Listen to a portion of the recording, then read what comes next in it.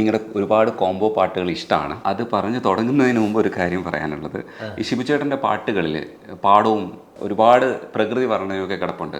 അത് പാടം പൂത്ത കാലം കണ്ണൂർ രാജൻ സാർ ചെയ്തു. അതേപോലെ മഴ പെയ്തു മാനം തെളിഞ്ഞ നേരം, അത് രവീന്ദ്ര മാഷുമായിട്ട് ചെയ്തു. ഇവിടെ വന്നിട്ട് ഓർമ്മകളോടി കളിക്കുവാനെത്തുന്ന മുറ്റത്തെ ചുവട്ടിൽ, മുറ്റത്തെ ചക്രമാവിൻ ചുവട്ടിൽ, സൂപ്പർ പാട്ടാണ്. നൊസ്റ്റാൾജിയ മലയാളിക്ക് ഉണ്ടാക്കുന്ന പാട്ടുകളിൽ പ്രമുഖ സ്ഥാനത്തിൽ തന്നെ ഒരു പാട്ടാണ് ഓർമ്മകളോടി കളിക്കുവാൻ. ആ ലിറിക്സ് കിട്ടുന്ന സമയത്ത് സാറിന് തോന്നിയ ഒരു എന്തായിരുന്നു ആ പാട്ടിന് പിന്നിലെന്ന് ഓർക്കാവോ? ലിറിക്സ് കിട്ടുന്ന നേരത്ത് ഒരു ആശ്വാസമാണ്. കാരണം ട്യൂൺ ഉണ്ടാക്കി മടുത്തു. എത്ര ട്യൂൺ ഉണ്ടാക്കുക, ഇതിനേക്കാൾ നല്ല ട്യൂണൊക്കെ ചിലപ്പോൾ ഉണ്ടായിട്ടുണ്ടായിരിക്കാം. പക്ഷെ കേൾക്കുന്ന ഇത് സെലക്ട് ചെയ്യുന്നതിന്റെ സംവിധായകൻ നല്ല അടിപൊളി സംവിധായകനാണ് പ്രിയദർശൻ. അദ്ദേഹം പാട്ട് പിക്ചറൈസ് ചെയ്ത് അതിൻ്റെ അപ്പുറത്തേക്കില്ല. പക്ഷെ അദ്ദേഹത്തിന് ഇഷ്ടപ്പെടേണ്ട, അദ്ദേഹത്തിന് ഈ ട്യൂൺ വെറുതെ മൂളുമ്പോൾ അതിൻ്റെ അകത്തൊരു വരികളില്ലാത്ത കാരണം ഇത് ഞാനിങ്ങനെ ധർമ്മസങ്കടത്തിലിരിക്കുക, ഒരു തരത്തിൽ നമുക്കൊരു ഫെഡപ്പാവില്ലേ. ആ ഒരു സിറ്റുവേഷനിൽ ഇയാളടിക്കുന്ന പുറത്തേക്ക് വരാന്തയിലേക്ക് പോയി, റൂമിൻ്റെ വരാന്തയിലേക്ക് പോയിട്ട് എന്തോ കുശലം ഒരു സുഹൃത്ത്, അതായത് ഉസ്മാൻ, രഞ്ജിനി ഉസ്മാനായിട്ട് എന്തൊക്കെയോ അവർ ഡിസ്കസ് ചെയ്തു. എന്തോ വർത്താനൊക്കെ കുശലം പറഞ്ഞു തന്നിട്ട് ഒരു ചെറിയ ഹോട്ടലിലത്തെ ഏതാണ് എന്ത് ഹോട്ടലാണ്, പാംഗ്രോ, ആ ഹോട്ടലിൻ്റെ ചായ കൂടി കൊണ്ടുവരുമ്പോൾ സൈഡിൽ കൊടുക്കുന്ന ഒരു ബില്ല് ഒഴിക്കുന്നുണ്ടായിരുന്നു. അതിൻ്റെ അകത്ത് ഒരു 4 വരി ഇങ്ങനെ എഴുതി, 4 വരി. ഇത് നോക്കിയേ. അപ്പം ഞാൻ അത് കണ്ടു, കൊള്ളാം. പക്ഷേ ഇത് എന്താ ഉദ്ദേശം മനസ്സിലായില്ല. പാട്ടെന്ന് പറഞ്ഞാൽ കുറച്ച് ലെങ്ത്തും കാര്യങ്ങളൊക്കെ ഉണ്ടാവില്ല. അപ്പം ഞാനിത് നോക്കി, കൊള്ളാം, ഓർമ്മകളോടി കളിക്കുന്നു, മുറ്റത്തെ ചക്കരമാവിൻ്റെ ചൂട്ടിൽ എന്നൊക്കെ കണ്ടപ്പോൾ എനിക്ക് കൊള്ളാം. കണ്ടു കഴിഞ്ഞാൽ നമുക്ക് വേറെ ട്യൂൺ പാടാൻ പറ്റില്ല. ഇദ്ദേഹം കൊണ്ടുവന്ന ആ ലിറിക്സിൽ ട്യൂണുണ്ട്. ഓർമ്മകളോടി, അല്ലാതെ അങ്ങനെ പാടുന്നു, ഓർമ്മകളോടി കളിക്കുവാനെത്തുന്നു, അങ്ങനെ പാടാൻ പറ്റില്ല കവിത പോലെ. ഇത് ഓർമ്മകളോടി കളിക്കുവാനെത്തുന്നു,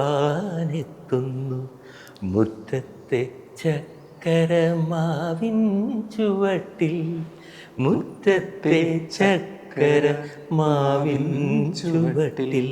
ഇതിനപ്പുറത്തൊരു ട്യൂൺ ഇല്ല എന്ന് പറഞ്ഞുകൊണ്ട് പ്രിയദർശൻ്റെ എൻട്രിയാണ്. പ്രിയദർശൻ അതായത് 1000 വാട്ട്സ് ബൾബാണ് പുള്ളിയുടെ ഫേസിൽ. കാരണം എത്ര 2 ദിവസം ഇരുന്നിട്ട് ട്യൂണായില്ല. ട്യൂണായെങ്കിലല്ലേ ഇദ്ദേഹത്തിന് എഴുതാൻ പറ്റുള്ളൂ. ഇത് വിത്ത് ലിറിക്സ് ആണ്, ഒരു പല്ലവി. അവിടെ കൈയടിച്ച് പാസ്സായി. പിന്നെ ഞങ്ങൾ അതിന്റെ ചരണമൊക്കെ മനോഹരമായിട്ട് മനോഹാരിത അതല്ല, അതിന്റെ ഈ ആൾക്കാർ കേൾക്കാത്തൊരു ചരണമാണ് അതിന്റെ ഒറിജിനൽ. അതെ അതെ അതെ. കർക്കിടരാവിന്റെ കൽപ്പടവിൽ വന്ന് കാലം കടലാസ് തോണി കളിച്ചു, രാവു വെളുക്കുവാൻ ചോരുന്ന കൂരയിൽ കൂനിയിരുന്നു ബാല്യം, ഇന്നും ഓർമ്മകൾക്കെന്തു ബാല്യം. ഇതാണ് അതിന്റെ ഒറിജിനൽ ലിറിക്സ്. കാരണം ആ സമയത്ത് പ്രിയൻ എന്ന് പറയുന്ന സിറ്റുവേഷൻ സഹോദരനും സഹോദരിയും തമ്മിലുള്ള ബന്ധമാണ്. റെക്കോർഡിംഗ് ഒക്കെ കഴിഞ്ഞു. പ്രിയനും എന്താ ശ്രീനിക്കൊക്കെ ഭയങ്കരമായിട്ട് ഇഷ്ടമായി. അവര് വന്ന് കെട്ടിപ്പിടിക്കുന്നു. അപ്പൊ എനിക്ക് തോന്നി പ്രിയന്റെ കെട്ടിപ്പിടുത്തത്തിനൊക്കെ സ്നേഹം ഇത്തിരി കൂടുതലില്ലേ എന്ന്. കാരണം അടുത്ത പാര വരണുണ്ടായിരുന്നു. ഇവിടെ ഇതാണ് പറയുന്നത്, നിങ്ങളെ ഒരു പാട്ട് ഏൽപ്പിച്ചു കഴിഞ്ഞാൽ അത് നിങ്ങൾ എവിടെ കൊണ്ട് എത്തിച്ചിട്ടുണ്ടാവും. ഗംഭീരമായിടും. പക്ഷെ ഒരു ചെറിയൊരു പ്രശ്നം, വളരെ ചെറിയ പ്രശ്നമാണ്. അത് ആ സിസ്റ്റർ ക്യാരക്ടർ ഇല്ല. ട്യൂൺ നല്ലതാണല്ലോ, അതുകൊണ്ടിട്ട് അതൊന്ന് പ്രണയമായിട്ടൊന്ന് മാറ്റിയത്. ചെറിയ ട്വിസ്റ്റ് ആലോചിച്ച് നമുക്ക് മുഴുവൻ പാട്ട് എഴുതി കഴിഞ്ഞു. എന്നനുജത്തിക്ക് പൂനിലാവിൽ നിന്ന് പൊന്നിനുടയാട തീർത്തു വെച്ചു, വാനിടം നക്ഷത്ര വൈഡൂര്യ രത്നത്താൽ മാല കൊരുക്കയല്ലേ എന്റെ ഓമനയ്ക്കിന്ന് ചാർത്താൻ എന്നൊക്കെ എഴുതി അനിയത്തിക്ക് വേണ്ടി എഴുതി വെച്ചേക്കണ സാധനം മാറ്റിക്കോളാൻ. അതാണ് പിന്നെ മാറിയത്. അപ്പൊ തന്നെ എന്നെ കൊണ്ട് പറ്റില്ല എന്ന് പറഞ്ഞിട്ട് ഞാൻ പോയി. പക്ഷേ അവസാനം പ്രിയൻ നിന്നെ അണിയിക്കാൻ താമര നൂലിനാൽ പൊന്നിൻ പൂത്താലി തീർത്തെടുത്തു, നീ ഒരു പൂവളം വാടാതിരിക്കുവാൻ ഞാനൊരിതെടുത്തു വെച്ചു, എന്റെ ഹൃദയത്തിൽ എടുത്തു വെച്ചു എന്ന് പറയുന്ന സാധനം വന്നത് അവിടെ. അതാണ് അതിലെ ഏറ്റവും ഹുക്കിലതിനെ ഹൃത്തിലെടുത്ത് വെച്ചു എന്നുള്ള ഈ സംഭവം. ഷിബുവിന് പേഴ്സണലി, ഷിബുവിന് മാത്രമൊന്നുമല്ല, ഇത് ഏറ്റവും അധികം അപ്രീഷിയേറ്റ് ചെയ്ത മറ്റൊരു മഹാകവി ഉണ്ടായിരുന്നു നമുക്ക്, ONV കുറുപ്പ്, ONV സാറ്. അദ്ദേഹത്തിന് ഇതിന്റെ മറ്റേ സംഭവം അത് ഇഷ്ടമല്ല എന്നല്ല, അദ്ദേഹം ഇതാണ് കേൾക്കുന്നത് ഇഷ്ടപ്പെട്ടിട്ട്.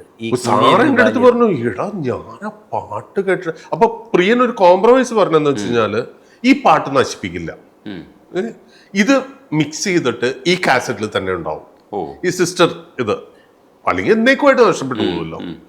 അങ്ങനെ ആ കാസറ്റ് ഇറങ്ങിയപ്പോഴ് ഈ സിസ്റ്റർ റിലേഷൻഷിപ്പിന്റെ ഇപ്പോഴും എനിക്ക് തോന്നുന്നു ഏതോ എന്താ ഇതിൻ്റെ അകത്തൊക്കെ അത് അവൈലബിൾ ആണ്, വിങ്കിയിലോ മറ്റോ ഒക്കെ അവൈലബിൾ ആണ്.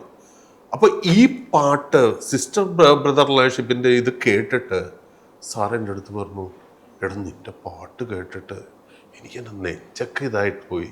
ചോരുന്ന കൂരയിൽ കൂനിയിരുന്നു ബാല്യം എന്നുള്ളത് അനുഭവിക്കാതെ എഴുതാൻ പറ്റില്ല. എനിക്ക് അറിയില്ലായിരുന്നടാ നിന്റെ ചെറുപ്പത്തിനൊക്കെ ഇങ്ങനെ ഒരു ഒരു സാഡ് മുഖം ഉണ്ടെന്ന് എനിക്ക് അറിയില്ലായിരുന്നു. ഞാൻ പറഞ്ഞു, പിന്നെ എൻ്റെ വീട്ടില് ഒരു കാലത്ത് ഒരു തുള്ളി വെള്ളം അകത്ത് വീണ് ചരിത്രമില്ല. അതുപോലെ സാറ് പാടത്തും പറമ്പിലും ഇറങ്ങാതെ തന്നെ ഒത്തിരി പാടവും പറമ്പും കൃഷിയൊക്കെ നടത്തി. അതെ, നമ്മള് കൃഷി ചെയ്ത് കണക്ക് വെച്ച് നോക്കിക്കഴിഞ്ഞാൽ കർഷകശ്രീ അവാർഡൊക്കെ എത്രയും പ്രാവശ്യം എനിക്ക് കിട്ടേണ്ടതാണ് എന്റെ പാട്ട് വെച്ചിട്ട്. പുഞ്ചവയലും എല്ലാം പുഞ്ചവയലാണെങ്കിലും ഏത് കൃഷിയുടെ ഏത് കാര്യവും അത് ഹേലി സാറിന്, ഹേലി എന്ന് പറഞ്ഞിട്ട് കാർഷിക ഗവേഷണ കേന്ദ്രത്തിലായിരുന്നു ഇദ്ദേഹം. പിന്നീട് ഞാൻ കൈരളിയിൽ വർക്ക് ചെയ്യുമ്പോൾ അവിടുത്തെ ഒരു ഡിസ്കഷൻ അദ്ദേഹം വന്നിരുന്നു. അപ്പൊ ഞാൻ വളരെ റെസ്പെക്റ്റോടുകൂടി ഇദ്ദേഹത്തിനെ താഴെ പോയി തന്നെ സ്വീകരിച്ച് എൻ്റെ ക്യാബിനിൽ കൊണ്ടുവന്നിരുത്തി. കാരണം അത്ര റെസ്പെക്ട് കൊടുക്കാൻ കാരണം എന്ന് വെച്ചാൽ ചെറിയ പ്രായം തുടങ്ങി ഇദ്ദേഹം മാതൃഭൂമിയിൽ കാർഷിക രംഗത്ത് എഴുതുന്ന ആർട്ടിക്കിൾ വായിച്ച് ആ വാഴക്കിപ്പോ വളയിടണമെന്നും ചീരക്കിപ്പോ കുരുവിടണമെന്നും ചീര എപ്പോഴൊക്കെ നനവ് തുടങ്ങണമെന്നും ഒക്കെ കൃത്യമായിട്ട് എനിക്കറിയായിരുന്നു.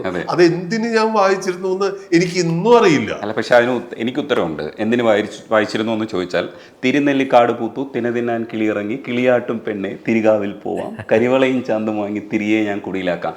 അതിൽ തിരുനെല്ലിക്കാട് പൂക്കുന്നതും തിനതിന്നാൻ കിളിയിറങ്ങുന്നതും ഒക്കെ വിഷ്വലൈസ് ചെയ്തില്ലേ? തിന തിന്നാൻ കിളിയിറങ്ങി എന്ന് പറയുന്ന പ്രയോഗം നമ്മൾ അതിനകത്ത് തിന എന്താണെന്ന് അന്വേഷിച്ച് പോകുന്നത് ഇത്തരത്തിലുള്ള പാട്ടുകളിലൂടെയാണ്. അതെന്തായാലും ഞാൻ തിനകൃഷി നടത്തിയതല്ല, കേരള ഫോക്കിന്റെ ഇതിൽ കിടക്കുന്നതാണ്. കറുത്ത പെണ്ണേ കറുത്ത പെണ്ണേ എന്നുള്ള ദേവരായ മാസ്റ്റർ പാട്ടിന്റെ ഒറിജിനൽ കിടക്കുന്നത്, കറുത്ത പെണ്ണേ കരിങ്കുഴലി നിനക്കൊരുത്തൻ കിഴക്കുതിച്ചു കാട് വെട്ടി പദം വരുത്തി തിന തിന്നാൻ കിളിയിറങ്ങി കിളിയാട്ടാൻ അവളിറങ്ങി അവളുடைய വളകിലുങ്ങി. വളയാണ് അവിടെ നിന്നാണ് നമ്മള് തിനയുടെ കൃഷി തുടങ്ങിയത്. അതിലൊരു രസവും കൂടെ ഉള്ളത്, 2-3 പാട്ടുകളിൽ ഞാനത് ശ്രദ്ധിച്ചിട്ടുണ്ട്. നിങ്ങളുടെ കോംബോയില്